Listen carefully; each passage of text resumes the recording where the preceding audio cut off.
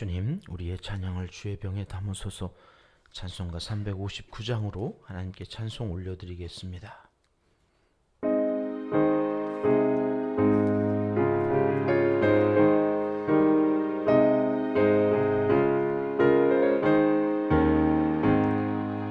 찬송을 향해 가는 성도들아, 앞길의 장애를 두려워 말라.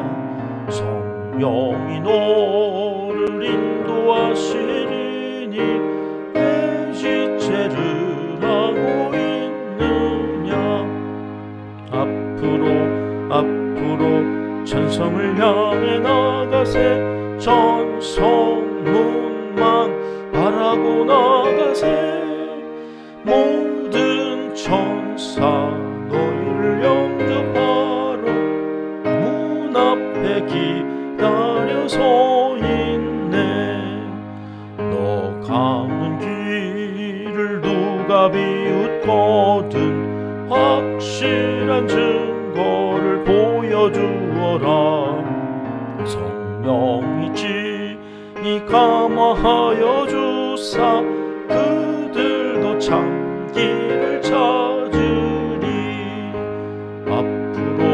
앞으로 천성을 향해 나가세.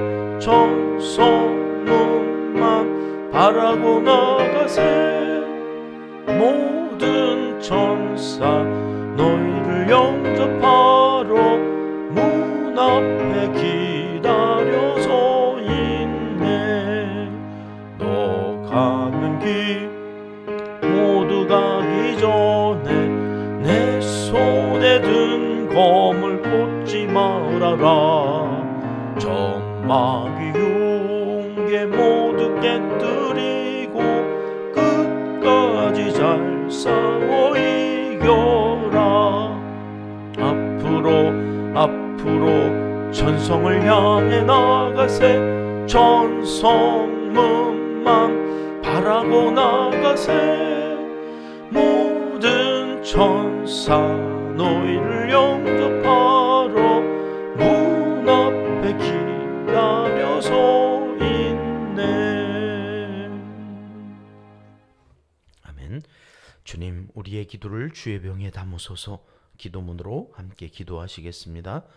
참 좋으신 우리 아버지 하나님, 새로운 달 2월을 허락하여 주시고 지난 한 달을 인도하여 주신 것처럼 이 한 달도 우리를 푸른 풀밭 쉴만한 물가로 인도하여 주실 줄 믿고 감사와 찬송을 올려드립니다. 새벽을 깨우며 한결같은 믿음으로 예배드리는 하나님의 자녀들을 기억하여 주시고 그 마음, 그 정성 가지고 앞으로 나아갈 때에 모든 천사를 먼저 보내셔서 길을 예비하게 하시고 여호와 일에 준비하시는 하나님을 경험할 수 있도록 은총을 베풀어 주시옵소서. 우리 은평교회가 다음 세대를 세워가는 양육 공동체가 되기를 소원합니다. 기도 기둥에 붙여놓고 기도하는 이름들을 복되게 하여 주시옵소서. 교회 학교에 충실히 나오게 하시고 그 나이에 맞는 교회 활동을 통해 또래 집단에서 얻을 수 있는 영적인 추억을 가득 간직하고 살아가는 믿음의 사람들이 되게 하여 주시옵소서. 어릴 적 꿈과 비전을 찾게 도와주시고 좋은 사람들을 만나게 하셔서 알차게 미래를 준비해 가도록 복을 내려 주시옵소서. 시니어 세대가 행복한 비전 공동체를 이루기 원합니다. 명령력이 약해지지 않도록 강건함을 더하여 주시옵소서. 성전에 올라 예배할 건강을 주시고 평생에 만난 하나님을 간증하며 살아갈 때에 후손들에게 복의 통로로 살게 하시고 다리에 힘이 빠지지 않아 어디든지 가고 싶은 곳에 마음껏 다닐 수 있는 자유함의 복을 허락하여 주시옵소서. 후손들에게 덕이 되고 복이 되어 존경받는 어른으로 살아가게 도와주시옵소서. 선교사님들을 위하여 기도합니다. 지치지 않게 하시고 피곤치 않게 붙잡아 주시옵소서. 물질 때문에 건강 때문에 시험 들지 않도록 필요를 채워 주시옵소서. 농촌교회와 개척교회를 돕습니다. 함께 힘을 모아 영혼 구원을 위해 힘쓸 때 주님의 자비하심으로 구원 얻는 백성이 날마다 그 수를 더해가게 역사하여 주시옵소서. 어려운 이웃들에게 사랑을 전합니다. 살아갈 힘이 되게 하시고 하늘나라 소망으로 이 땅의 어려움을 잘 이겨나갈 수 있도록 도와주시옵소서. 이 나라를 거룩하게 사용하여 주시기를 소원합니다. 전쟁이 그치게 하시고 전쟁의 위협도 사라지게 하시사 온 세상이 평화의 왕으로 오신 예수 그리스도를 중심으로 하나가 되는 복된 날이 이르게 하여 주시옵소서. 북한과 남한을 가로막고 있는 38선과 이데올로기의 장벽을 허물어 주시고 자유롭게 왕래하며 미래를 함께 풀어갈 수 있는 기회를 허락하여 주시옵소서. 하나님을 사랑하는 자, 곧 그의 뜻대로 부르심을 입은 자들에게는 모든 것이 합력하여 선을 이루어 주실 줄 믿습니다. 하나님이여 우리에게 은혜를 베풀어 주시옵소서. 예수님의 이름으로 기도합니다. 아멘. 이 새벽 주시는 하나님의 말씀은 창세기 27장 33절로 35절까지의 말씀입니다. 우리 함께 읽겠습니다. 이새끼 함심이 크게 떨며 이르되 그러면 사냥한 고기를 내게 가져온 자가 누구냐? 내가 오기 전에 내가 다 먹고 그를 위하여 축복하였은즉 그가 반드시 복을 받을 것이니라. 에서가 그의 아버지의 말을 듣고 소리질러 슬피 울며 아버지에게 이르되 내 아버지여 내게 축복하소서. 내게도 그리하소서. 이삭이 이르되 내 아우가 와서 속여 내 복을 빼앗았도다. 아멘. 오늘 우리가 살펴볼 창세기 27장은 키워드가 하나님의 복입니다. 여기 27장에만 복, 또 축복이라고 하는 단어가 23번 쓰여져 있습니다. 아버지 이삭과 맏아들 에서가 한 편을 먹고 어머니 리브가하고 또 둘째 아들인 야곱이 한 편을 먹었습니다. 아버지와 어머니의 생각이 달랐고 에서와 이삭이 서로에게 장자권을 가지고 뺏고 뺏기는 이런 복잡한 구조로 역기능적인 가정의 요소들은 오늘 27장의 이 이삭의 집 안에 다 들어가 있는 것 같습니다. 이 가정 시스템으로 보면 가장 엉망진창인 가정이 오늘 27장에 나오는 이삭의 가정이다. 그런데 그 엉망진창인 이삭의 가정에 또 복이라고 하고 축복이라고 하는 이 하나님의 복이 제일 많이 쓰여져 있다. 몇 번 쓰여져 있다고요? 23번 나온다고요. 야, 이게 뭔 일이냐. 가정사역자의 눈으로 보면 이렇게 골치 아픈 가정이 없습니다. 4인 가족이 만들어낼 수 있는 모든 역기능적인 요소가 여기 들어와 있거든요. 그런데 거기에 또 하나님의 복이 임하면 또 하나님께서 놀라운 역사를 이루어 가시는 가정으로 쓰임받는다. 이렇게 제 눈에 보이는 거예요. 아무리 인간이 만들어낸 시궁창 엉망진창인 가정에도 하나님이 복을 주시기로 작정을 하시면 거기에도 복이 임하는구나. 그 복이 무엇일까? 이제 앞으로 우리가 야곱의 인생을 살펴가면서 좀 더 구체적으로 살펴볼 텐데요. 오늘은 그 시작점이 되어지는 그러한 말씀이겠습니다. 하여튼 소망이 있습니다. 내가 이렇게 저렇게 무지하기도 하고 또 이게 자아가 아직 죽지 않아서 그렇기도 하고 여러분 우리 가정에 문제없는 가정이 없습니다만 그 모든 가정에 하나님이 복 주시기로 작정하시면 하여튼 거기도 소망이 있다. 그런 마음으로 오늘 말씀을 좀 살펴보겠습니다. 자, 오늘 말씀을 이해하시려면 이삭이 리브가를 위해서 기도했다 했던 그 창세기 25장 21절 말씀을 소환해 와야 됩니다. 같이 읽어보겠습니다.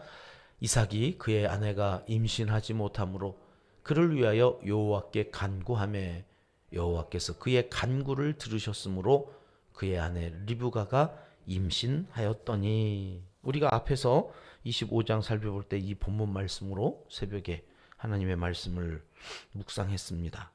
이삭이 리브가를 위해서 기도했다는 겁니다. 하나님은 그 간구를 들으셨고 그래서 리브가를 임신하게 하셨는데 쌍둥이였죠. 근데 문제는 그 리브가의 태중에 있는 쌍둥이끼리 전쟁이 일어난 겁니다. 거기서부터 싸우기 시작합니다. 리브가가 하나님 앞에 그래서 여쭈어 봅니다. 이게 어찌된 일입니까? 도대체 이게 무슨 일입니까? 그랬더니 하나님께서 리브가에게 하신 말씀입니다. 23절 같이 읽습니다. 여호와께서 그에게 이르시되 두 국민이 내 태중에 있구나. 두 민족이 내 복중에서부터 나누이리라. 이 족속이 저 족속보다 강하겠고 큰 자가 어린 자를 섬기리라 하셨더라. 리브가는 이 하나님의 말씀을 분명히 들었습니다. 그리고 그 마음속에 큰 자가 작은 자를 섬긴다고? 작은 자, 야곱에 대한 믿음의 눈으로 보기 시작하는 하나님의 말씀에 근거한 양육이 리브가에게 있었던 것 같아요. 근데 이 말을 전해 들었겠죠. 리브가를 통해서 태중에 이렇게 싸워가지고 하나님 앞에 기도하고 여쭈었더니 하나님께서 이렇게 말씀하시더라. 큰 자가 작은 자를 섬긴다 하더라. 우리 집안에 하나님의 뜻이 야곱을 통해서 이루어질 것 같아요. 수없이 들었을 거 아니겠습니까? 그런데 이삭은 좀 고지식한 사람이었던 모양입니다. 무슨 소리야? 가계에 그 복을 이어갈 자는 장남이어야지. 첫째가. 그런데 보니까 또 자기의 마음에 에서가 훨씬 더 사나이다워요. 에서는 사냥꾼이어서 밖으로 돌면서 사나이 대장부처럼 살아요. 야곱은 집에서 엄마의 그 품 안에서 아주 여리게 저 여린 저놈을 통해서 무슨 역사가 일어나겠다고 그런 마음이 있었던지 하여튼 이 축복권을 에서에게 사용하기로 하고 야, 너 가서 맛있는 것 좀 만들어 와봐. 내가 그거 먹고 기분이 좋으면 너한테 마음껏 축복을 할 거야. 이거를 누가 엿들어요? 리브가가 엿들어요. 그리고는 야곱에게 에서의 옷을 입히고 분장을 시켜서 별미를 만들어 가지고 아버지에게 들여보내는 겁니다. 여기서부터 비극이 시작됩니다. 자, 리브가는 어떤 마음으로 그랬을까? 오늘 25장에서 우리가 살펴본 소환해온 그 말씀에 근거하면 리브가는 하나님의 뜻이 야곱에게 있으니까 축복권은 당연히 야곱에게 전해져야 된다고 흘러가야 된다고 생각을 했습니다. 믿음에 근거한 것입니다. 그런데 그 믿음에 근거하여서 아버지를 속입니다. 남편을 속입니다. 심지어는 그 야곱의 형 첫째 아들을 속여서 이 집안을 엉망진창으로 만들어냅니다. 리브가의 마음속에는 이게 하나님의 계획이 이렇게 숲으로 돌아가면 안 되는데 내가 하나님을 위해서 뭔가 해야 되겠는데 이거를 믿음의 행위라고 생각했을지 모르겠습니다. 내가 뭔가 하나님을 위해서 해야 되겠다. 여러분, 그렇게 해서 자기 생각대로 하나님의 일을 돕겠다고 해서 하나님의 일이 제대로 된 적이 있을까요? 엉망진창이 될 뿐입니다. 하나님은 하나님의 하실 일들을 우리에게 맡기실 때 하나님의 방법으로 하기를 원하시지 지 방법대로 지 생각대로 자기가 개입하여서 하나님을 돕겠다고 하는 그 교만을 그냥 좋게 보시지를 않는 것 같습니다. 리브가의 그 열심 때문에 어떤 일이 일어났을까요? 리브가는 이제 이 일로 인하여 그렇게 사랑하는 아들을 죽을 때까지 단 한 번도 보지 못합니다. 생이별을 해서 아들이 보고 싶고 여러분 그때 사진이 있습니까? 동영상이 있습니까? 지금이나 보기라도 하지. 그때는 볼 수도 없어요. 세월호 자녀를 잃은 그 안산의 어머니가 텔레비전에 나오는데 사진을 끌어안고 이렇게 얘기해요. 만지고 싶다. 만져보고 싶다. 이제는 봐요. 딸이 움직이는 사진까지 봐요. 동영상까지 봐요. 그런데 만질 수가 없어요. 여러분, 그 사랑하는 아들 야곱이 얼마나 보고 싶었을까?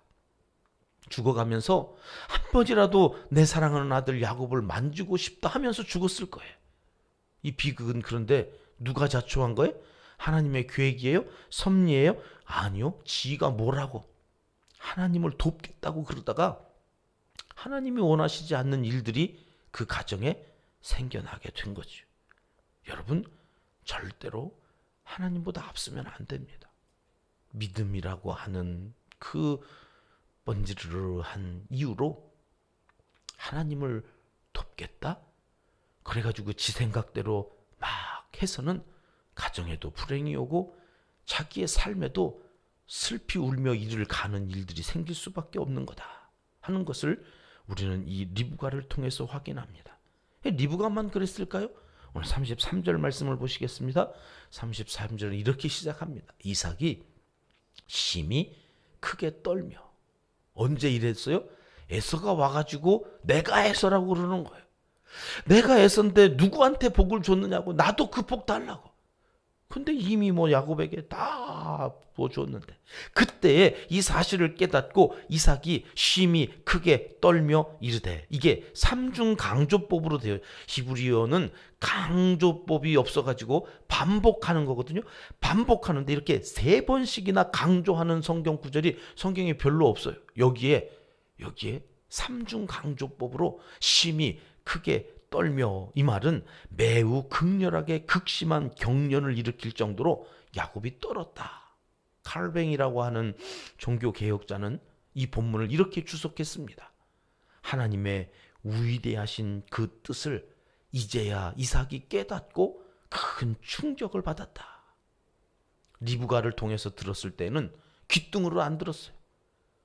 야곱이 복 있는 자라고 하는 사실을 인정하기 싫었어요. 그래서 지 마음대로 하나님은 야곱에게 마음이 있는데 자기는 에서에게 마음이 있다고 에서에게 복을 주려고 그랬다가 하나님의 뜻을 다시 깨닫게 된 거예요. 내가 아무리 에서에게 복을 주려고 해도 이게 내 마음대로 안 되는 게 있구나. 그리고 내가 무슨 죄를 저질렀나.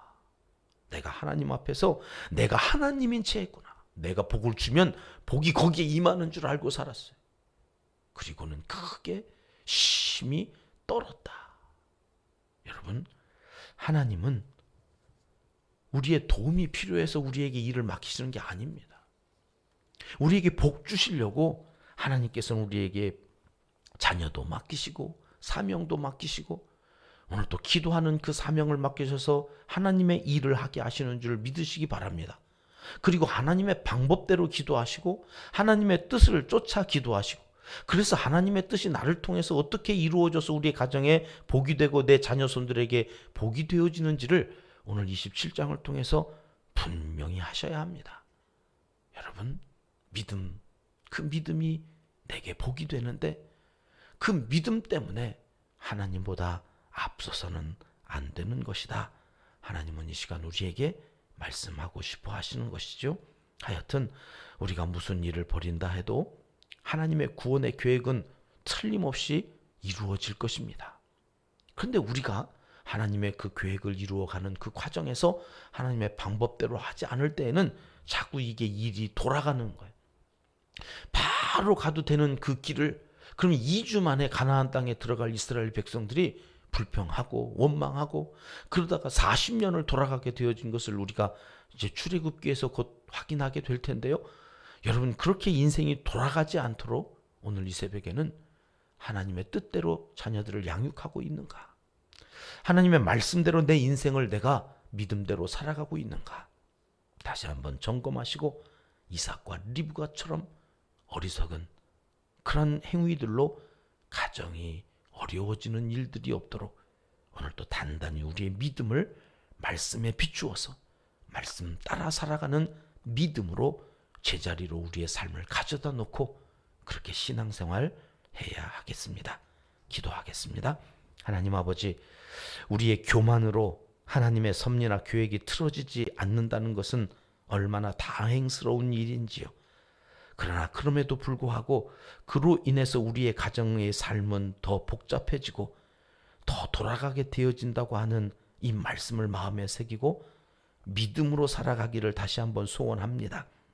말씀에 비추어 나의 믿음을 점검하게 하시고 그 말씀대로 우리가 오늘 하루도 살아갈 수 있도록 성령께서 이끌어 주시옵소서. 그 이끄심 따라 순종하며 살아가는 모든 하나님의 사람들이 되도록 복내려 주시옵소서. 예수님의 이름으로 기도드리옵나이다. 아멘. 주님 가르쳐 주신 기도입니다. 하늘에 계신 우리 아버지, 아버지의 이름을 거룩하게 하시며 아버지의 나라가 오게 하시며 아버지의 뜻이 하늘에서와 같이 땅에서도 이루어지게 하소서. 오늘 우리에게 일용할 양식을 주시고 우리가 우리에게 잘못한 사람을 용서하여 준 것 같이 우리 죄를 용서하여 주시고 우리를 시험에 빠지지 않게 하시고 악에서 구하소서. 나라와 권능과 영광이 영원히 아버지의 것입니다. 아멘. 자, 이렇게 기도하시겠습니다.